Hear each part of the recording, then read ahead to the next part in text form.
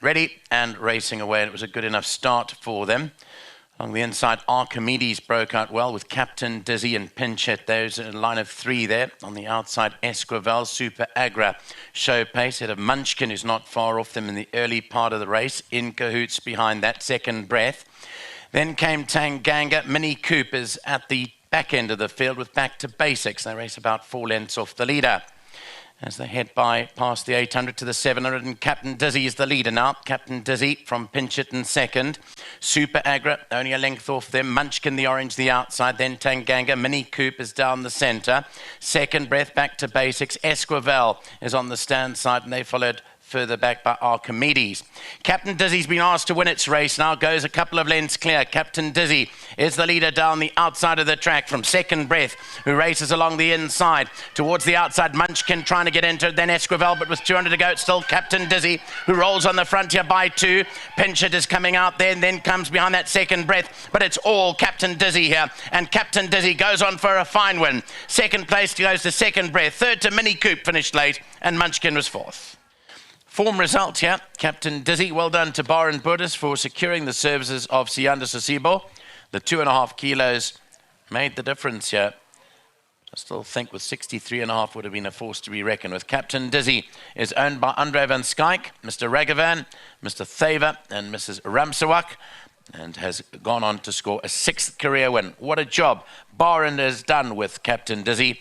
He's had 5 runs in Johannesburg for 4 wins and a good second to I Am Giant. Captain Dizzy, the son of Captain of All, bred by Klavervlei Stud, wins well, race 6.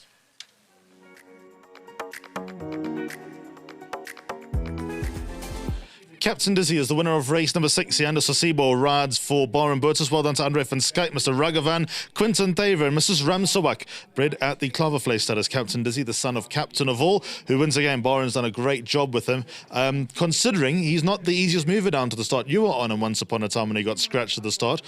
I watched him go down with Baron and Chase, and they said, by his standards, that's good. How did he feel to you? He definitely felt better than last time. That's all I can say. He definitely was better than last time. And actually spoke to Chase before going into the race. He told me that's just how the horse is. And even in the race, the first bit of the race, he feels like he's shuffly.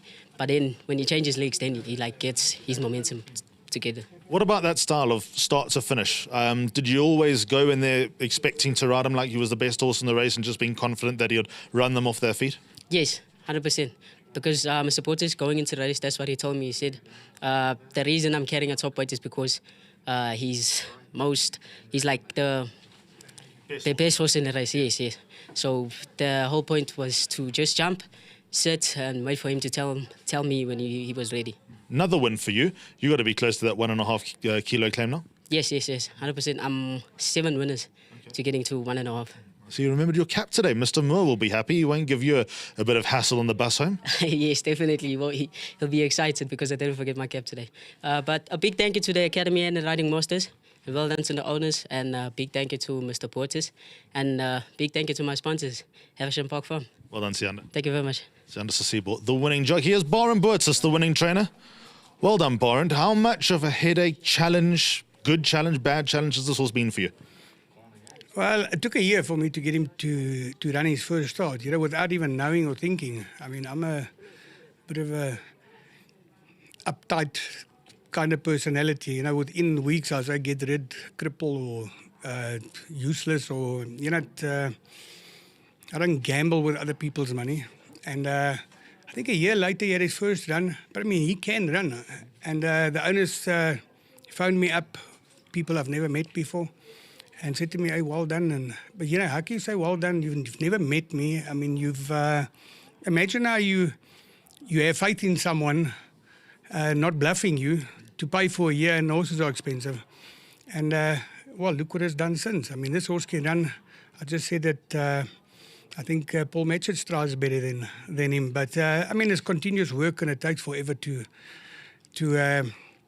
keep him sound and happy. But a horse like this, I said to the Appy in the race, he sent me a message to say, listen, can I ride the horse? I said, ride it or scratch it. 2 runs ago, he scratched it. I mean, what do you want to ask for the ride if you're going to scratch it, He said, no, this time I'll ride it.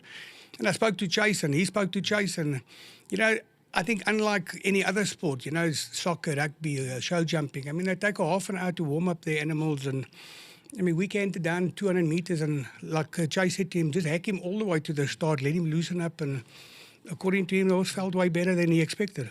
Interesting that you bring that up, warming up before the race. Other sports takes half an hour, if not more. We see rugby players sort of going an hour. What is that fine line with horses? Because you don't want to overdo it.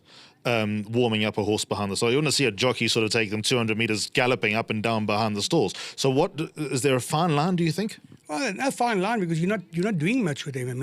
If you talk about aerobic exercise, they just trot. But just trot them for at least a kilometer or 2 or 3 before you exercise. We do that every morning with the horses. Come a race day, they canter for 200 meters or hack them down and they walk to the start. Which every trainer does. Yeah, if it's muscle related, the horse will warm up and feel way better. I think he's got more than just muscle issues, but we're on top of him. And if you look at the strength of the field and what he's met before, with the 2.5 kilos off, I said to Happy Boy, please just don't scratch him because whatever happens, I expect him to win. And won well enough. I know Quinton Thaver, well done to him. Andre van Schaik, Kathy Ramsawak and Matthew Ragavan, out of loyalty, I suppose. Every single time he fires his horse and he gets it right every time. This horse now be rated mid-90s. Is he a sub-100 horse?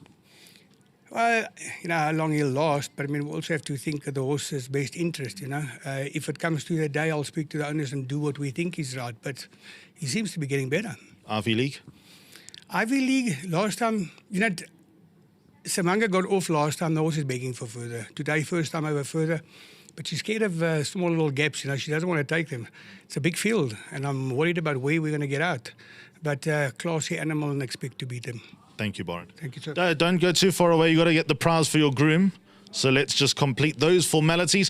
1,500 rand from World Sports Betting going the way of the winning groom who works for Byron Boertes and Yolandi Forstu. Well done. I have to actually tip the hat to Byron Boertes and his team because Captain Dizzy is a headache.